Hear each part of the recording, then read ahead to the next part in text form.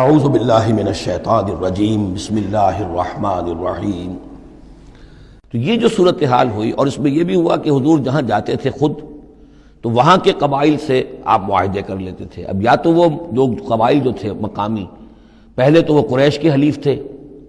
اب یا تو وہ حضور کے حلیف ہو گئے، مسلمانوں کے حلیف ہو گئے، تو قریش کی طاقت کم ہوئی، مسلمانوں کی بڑھ گئی،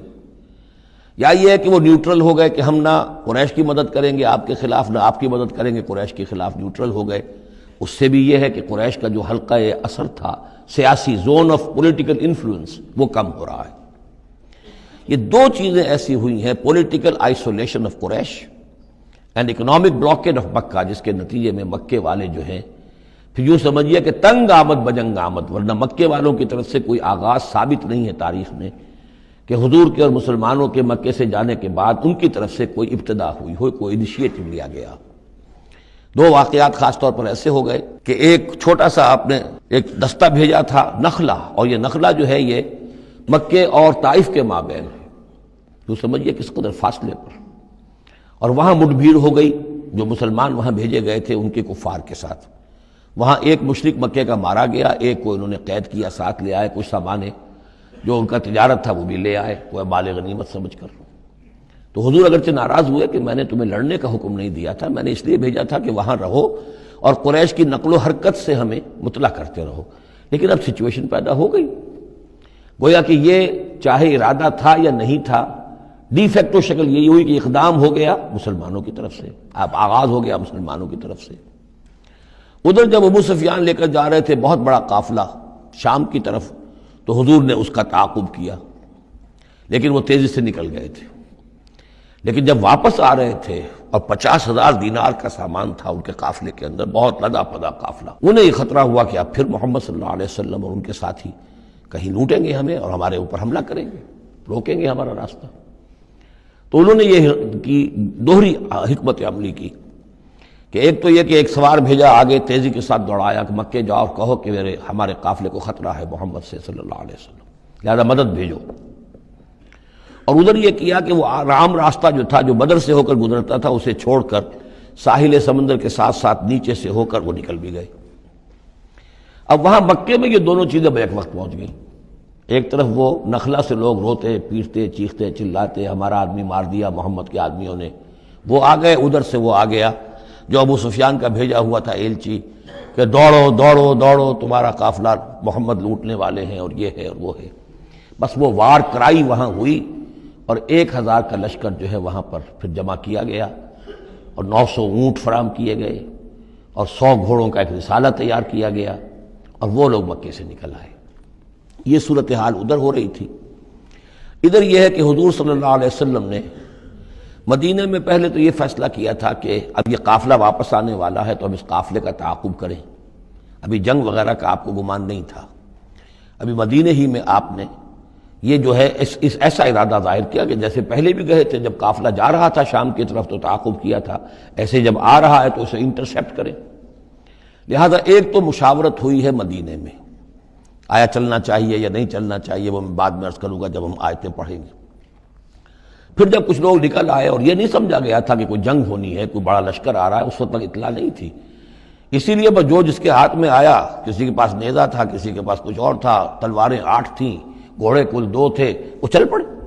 چلو اس لیے کہ مسئلہ تو قافلے کا مسئلہ ہے نا، کوئی جنگ تو ہے نہیں، کوئی لشکر وشکر تو آ نہیں رہا۔ جب آپ کچھ سفر طے کر کے مقام صفرا تک پہنچ گئے تو وہاں وحی آ گئی اور آپ کو اطلاع بھی پہنچ گئی،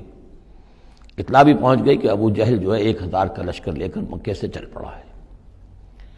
اور وہی بھی آ گئی، اللہ نے بتا دیا کہ اے نبی اب یہ 2 شکلیں ہیں، جنوب سے مکے کی طرف سے ایک لشکر آ رہا ہے کیل کانٹے سے لیس ہے، شمال سے قافلہ آ رہا ہے، اور میرا یہ وعدہ ہے کہ ان دونوں میں سے ایک ضرور تم کو دے دوں گا، تم کو فتح حاصل ہو جائے گی، یہ میرے اہل ایمان کو بتا دیجئے اور ذرا مشورہ کیجئے۔ تو دوسری مشاورت جو ہے وہ مدینے سے نکل کر ہوئی ہے مقام صفرا میں۔ یہ اصل میں جو چیزیں اگر سامنے نہ ہو تو پھر یہ بہت خلجان ہوتا ہے، اور اکثر لوگوں کو، مترجمین کو اور مفسرین کو بہت خلجان رہا ہے ان آیات کے سمجھنے میں۔ اور اس کے علاوہ جو ایک خلجان رہا ہے وہ یہ رہا ہے کہ ایک دور ہم پر ایسا گزرا ہے انگریز کے حکومت کے زمانے میں، اور خاص طور پر جب نئی مغربی سائنس اور مغربی تہذیب کا ہم پر حملہ ہوا ہے، تو چونکہ مغرب کے لوگوں نے یہ کہا کہ یہ اسلام تو تلوار سے پھیلا ہے، بوئے خون آتی ہے اس قوم کے افسانوں سے، تو ہمارے ہاں کچھ مخلص لوگ تھے، نیک لوگ تھے، جو چاہتے تھے کہ اسلام کو اور حضور صلی اللہ علیہ وسلم کی سیرت کو بچائیں، اس کی دفاع کریں۔ انہوں نے کہا نہیں اسلام تلوار سے نہیں پھیلا، حضور نے تو جو جنگیں کی تھیں وہ صرف مدافعانہ تھیں، ان کے اوپر جنگ ٹھوس دی گئی تھی اور آپ نے کوئی اقدام نہیں کیا۔ اور ان میں سب سے بڑا کام کیا ہے ہندوستان میں مولانا علامہ شبلی نعمانی رحمۃ اللہ علیہ نے، میں ان کا نام ادب سے لوں گا اس لیے کہ سر سید احمد کے زیر اثر تھے، اور وہ جو جدید جو ابھی آیا تھا، جو مغربی افکار و خیالات اور تہذیب اور تمدن اور ویلیوز اور نظریات کا جو ریلا آیا تھا، اس کا مقابلہ کرنا آسان کام نہیں تھا۔ تو یہ اپولوجیٹک انداز اختیار کیا ہے شبلی نعمانی نے، اور اس میں یہ ہے کہ وہ جو ابتدائی جو 8 جو غزوات اور سرایا ہیں جو بدر سے پہلے ہوئے، انہیں بالکل تقریباً نظر انداز کر دیا ہے، تاکہ یہ ثابت نہ ہو کہ انیشیٹو حضور کی طرف سے ہوا ہے۔ تو یہ چیز جو ہے میں سمجھتا ہوں کہ ایک خاص دور کا تقاضا تھی، وہ دور کا گزر چکا۔ اب اسلام کا یہ فکر کہ اسلام ایک مکمل دین ہے، یہ اپنا غلبہ چاہتا ہے، اور حضور کو بھیجا گیا تھا اس لیے کہ دین کو غالب کرے، اور دین کو غالب کرنے کی جد و جہد ایک انقلابی جد و جہد ہے۔ اس انقلابی جد و جہد میں جہاں پہلا مرحلہ یہی ہوتا ہے کہ پیسو ریزسٹنس ہو، اور پہلے تیاری کی جائے، دعوت، تنظیم، تربیت اور صبر محض کے ذریعے سے ایک قوت فراہم کی جائے، پھر دوسرا مرحلہ آتا ہے باطل کے ساتھ ٹکرانا پڑتا ہے،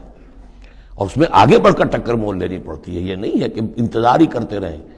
یعنی ایک جس کو ہم کہتے ہیں کو ایگزسٹنس، پیسفل کو ایگزسٹنس حق و باطل کے درمیان نہیں ہو سکتی۔ حق کیسے تسلیم کر سکتا ہے کہ باطل بھی موجود رہے؟ ہاں حق میں جان نہیں ہے، اہل حق جو ہیں بے جان ہیں، مردہ ہیں، تو مجبوری ہے، لیکن اگر اہل حق میں جان ہو تو وہ کیسے برداشت کریں گے کہ باطل جو ہے اس کا غلبہ رہے؟ ہاں باطل جو ہے وہ نیچا ہو کر رہے، اگر وہ مغلوبیت کی شکل اختیار کر لے تو ٹھیک ہے، لیکن یہ کہ باطل کا غلبہ ہو اور اہل ایمان میں جان بھی ہو، تو یہ دو چیزیں جو ہیں یہ تو ایک دوسرے سے بالکل متضاد ہیں۔ جیسے حضرت ابوبکر نے فرمایا تھا ایبدل الدین وانا حی، کیا دین میں ترمیم کی جائے گی جبکہ ابھی میں زندہ ہوں؟ میرے جیتے جی دین کے اندر ترمیم یہ ممکن نہیں ہے۔ تو وہی بندہ مومن کی شان ہونی چاہیے۔ تو اصل حقائق الحمدللہ بہت اچھی طریقے سے واضح ہو چکے ہیں۔ بہرحال اتنا پس منظر جو ہے جان لیجئے، اور ایک خاص اسلوب جو ہے اس سورہ مبارکہ کا، اگرچہ یہ تقریباً ایک خطبہ ہے مسلسل 10 رکوع ہے، لیکن اس میں ایک خاص مسئلے کو نکال کر پہلے درمیان شروع میں لے آئے ہیں۔ اس کی بحث آئے گی تقریباً وسط میں جا کر،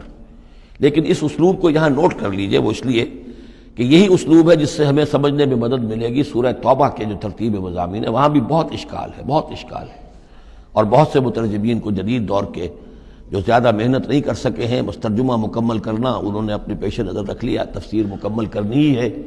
لہذا وہ تیزی کے ساتھ وہ دقت نظر کا ثبوت نہ دے سکے تو اس میں بڑے خلجان پیدا کر دیے۔ وہ اسلوب کیا ہے کہ اس پوری بحث میں سب سے ایک نمایاں مسئلہ یہ ہو گیا تھا غزوہ بدر کے بعد کہ مال غنیمت پر مسلمانوں میں جھگڑا ہو گیا۔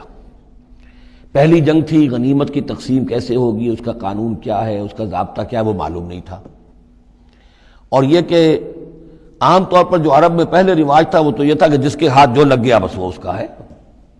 وہ تو لوٹ مار جانتے تھے، کوئی باقاعدہ جنگ جو ہے وہ تو ان کے ہاں اس طریقے سے منظم کوئی تنظیم تو تھی ہی نہیں، تو جو جس کے ہاتھ لگ گیا۔ اب لوگوں نے یہ سمجھا غزوہ بدر میں جس نے جو کچھ مال غنیمت جمع کیا وہ اس کا ہے۔ اب کچھ لوگوں نے کہا صاحب کہ ہم یہاں حضور کے حفاظت کے لیے مامور تھے، یہاں پہرے پر تھے، ہم تو مال جمع نہیں کر سکے، تو کیا مطلب ہے ہمارا کوئی حصہ نہیں ہوگا؟ یا یہ ہے کہ کچھ بزرگوں نے کہا جو وہ اتنی بھاگ دوڑ تو نہیں کر سکتے جتنے نوجوان کر سکتے تھے، بھاگ کر دوڑ کر ادھر سے ادھر جمع کر لینا، لیکن یہ کہ ان کی حیثیت ہوتی ہے، وجاہت ہوتی ہے، تو ایک جھگڑا پیدا ہو گیا کہ یہ کس طریقے سے تقسیم ہو، کس کا کتنا حق ہے۔ تو اس جھگڑے کا ذکر کر کے سورت شروع کی ہے، لیکن اس کے اوپر کوئی بات یہاں نہیں کی، بلکہ کیٹیگوریکل بات کی ہے کہ جڑ کاٹ دی اس کی، لیکن اس پر جو اصل حکم ہے وہ بعد میں آئے گا وسط سورت میں۔ مال غنیمت کے لیے یہاں لفظ آیا انفال، یسألونک عن الانفال، اے نبی یہ آپ سے انفال کے بارے میں پوچھ رہے ہیں۔ انفال جمع نفل کی، نفل کہتے ہیں کسی اضافی شے کو، جیسے نماز فرض ہے، یہ سنت مؤکدہ ہے، یہ فلاں ہے، یہ نفل ہے، اضافی ہے، آپ کی مرضی پر ہے، پڑھے نہ پڑھے۔ تو جو کہ جنگ میں اصل شے جو مطلوب ہوتی ہے وہ فتح ہوتی ہے، مال غنیمت تو ایک اضافی شے، بونس ہے جو مل گیا، ورنہ اصل شے جو ہے وہ مال غنیمت جو ہے پیش نظر جنگ میں نہیں ہوتی۔ لوٹ مار میں اصل شے جو ہے وہ لوٹ مار کا مال ہوتا ہے، لیکن جب جنگ ہوتی ہے تو جنگ میں تو اصل چیز جو مقصود ہے وہ فتح ہے۔ تو اس حوالے سے مال غنیمت کو انفال کے لفظ سے تعبیر کیا گیا۔